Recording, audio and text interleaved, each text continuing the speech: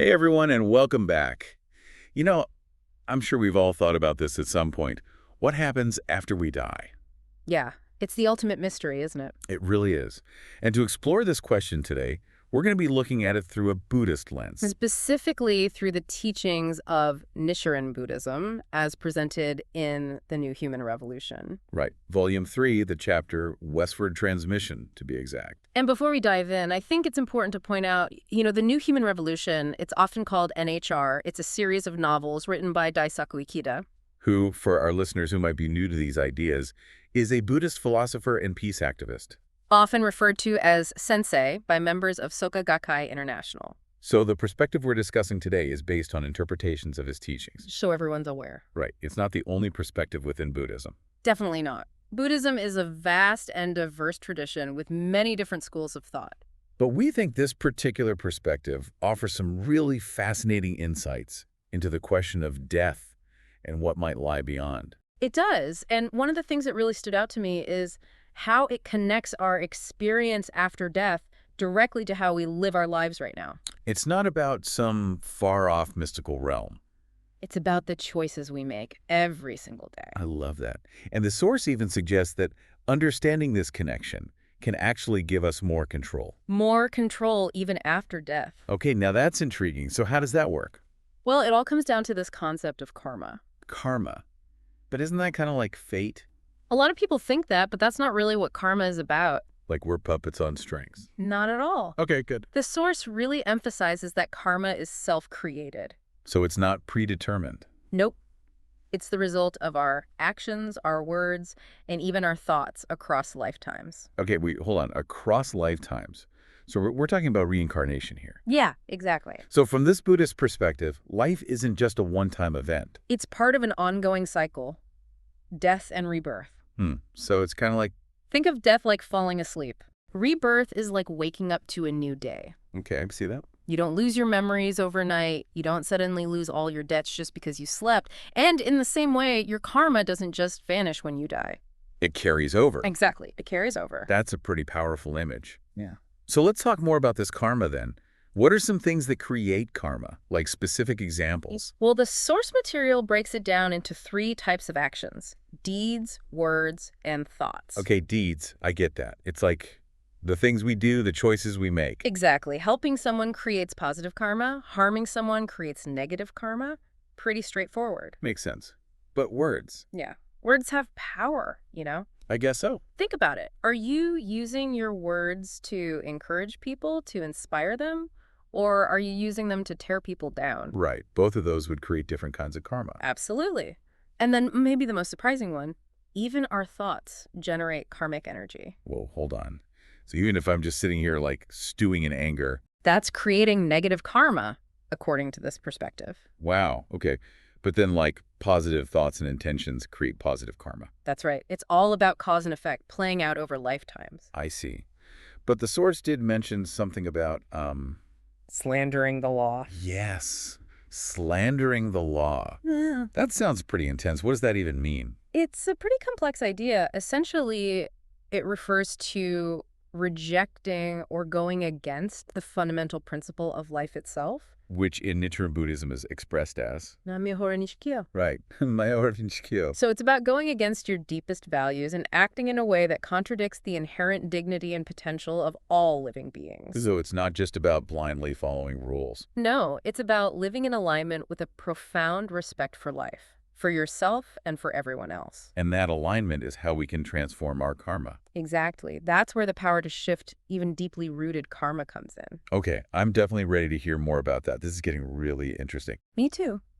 But before we dive into the specifics of transforming karma, why don't we take a quick pause and let everyone digest what we've covered so far? Sounds good. We'll be back in a moment to explore how we can actually shift our karma and face death with courage and hope. Don't go anywhere. All right, we're back and ready to keep exploring this Buddhist perspective on death and karma. I'm ready.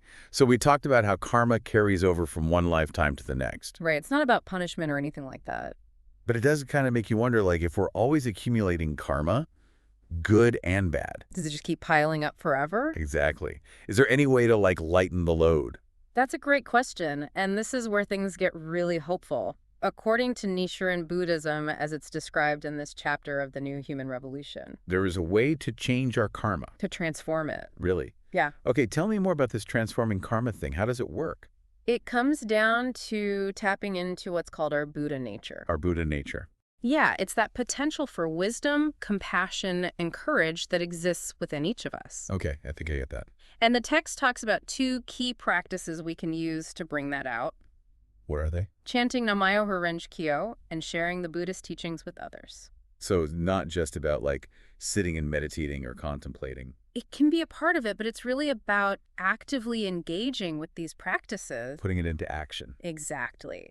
Chanting Nam-myoho-renge-kyo is seen as a way to awaken that Buddha nature that's inside of us to connect with this fundamental life force of the universe.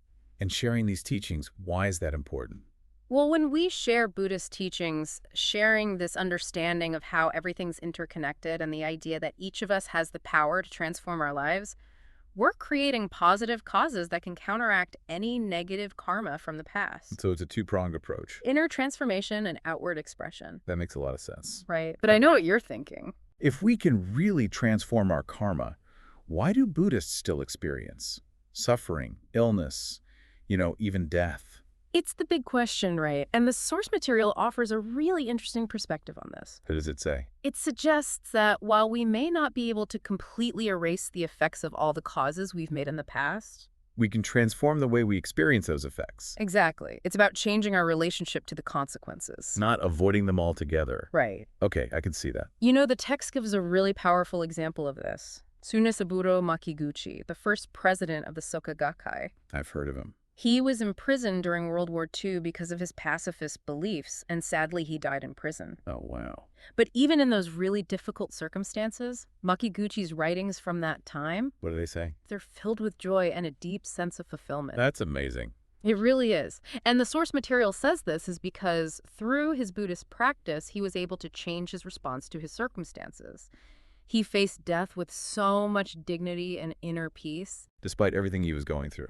It's a truly inspiring example, and it shows that even when we're facing huge challenges, we can shift our perspective. Find meaning and hope. That's the key. And the text also mentions Yosei Toda, the second president of the Soka Gakkai, who passed away with a smile on his face. That's right, even in death. Wow, that's incredible. It is, and for a lot of people, that served as a sign of his enlightened state, a sign that he'd successfully transformed his karma and found inner peace. So it seems like from this perspective, death isn't something to be afraid of. It's a transition, a continuation, and how we approach it is really intertwined with how we're living our lives right now. It makes you think, if death isn't the end, if life is eternal, how does that change how we look at our choices, our actions right now? Exactly. It gives everything a whole new level of significance, doesn't it? It does. Like, what kind of legacy do I want to leave behind? What kind of impact do I want to make? This has been such an eye-opening conversation. We've covered a lot of ground about these Buddhist teachings. Death and karma, it's deep stuff. It really is. But I think we've touched on some of the core ideas from the New Human Revolution. We've only just scratched the surface. There's always more to learn. For sure. But the main takeaway is that we have the power to change our karma. And even in the face of death, there's a possibility for peace, even joy, if we live in a way that reflects that Buddha nature we were talking about. So beautifully said. And for everyone listening, if you're interested in going deeper into these ideas, we highly recommend checking out the New Human Revolution for yourselves. We'll put a link to it in the show notes. And for now, let's take a moment to think about what we've discussed and how it might impact the way we approach our own lives. That's a great idea. And we'll be right back to wrap things up and leave you with one final thought-provoking question. Stay with us. We're back, wrapping up our deep dive into the New Human Revolution and its perspective on death and karma. It's been a lot to think about, hasn't it? It really has. And as we come to the end of this exploration, I want to leave everyone with one final thought. A question, really. If death isn't the end, if this life is just one chapter in a much larger story, how does that change how you live today? It really makes you stop and think, doesn't it?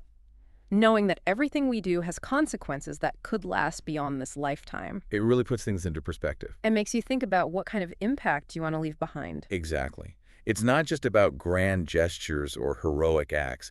It's about approaching every day, every interaction, with a sense of awareness and purpose. Living intentionally. Yes. Yeah. So even those small acts of kindness, compassion, wisdom, they can all have a ripple effect. Like planting seeds that'll continue to grow and blossom long after we're gone. What a beautiful image.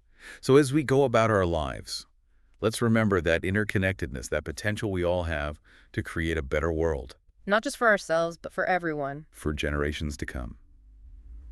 Well, this has been an incredibly insightful conversation. Thank you for joining us on this journey as we explored these profound Buddhist teachings. It's been a pleasure. And if you're eager to delve deeper into these ideas, we highly recommend checking out The New Human Revolution. You can find a link in our show notes. There's so much more to discover. Absolutely. And if you enjoy this episode and want to hear more thought-provoking discussions like this one, be sure to like, share, and subscribe to our channel. We'll be back with more deep dives soon. Until then, keep seeking, keep learning, and keep growing. Thanks for listening, everyone.